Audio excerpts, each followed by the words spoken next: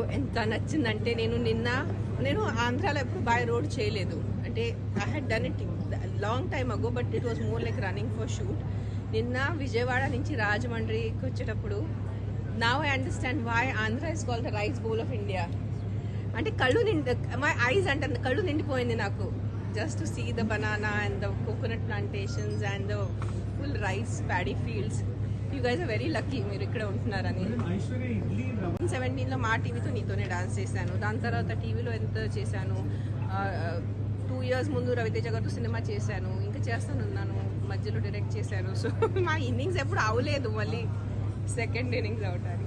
It's like riding a bicycle. మీరు ఒకసారి cycle నేర్చుకుంటే మళ్ళీ సెకండ్ ఇన్నింగ్స్ ఉండదు సైకిల్ నేర్చుకుంటాం. అది it's a part of life, making films and being in films. అబ్బా ఒక్కటి కూడా మీరు వదలరు నాకు.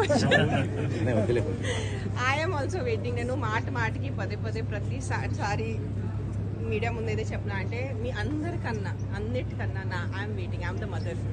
నేను తల్లి కదా, కన్న తల్లి నేను. సో మీ అందరికన్నా నాకు ఎంత ఉంటుంది, but it is his wish. అతను ఎప్పుడు అంటే అంతే.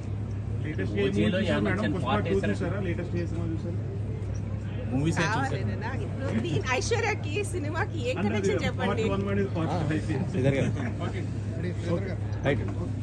మీరు శ్రీధర్ గారిని అడగండి.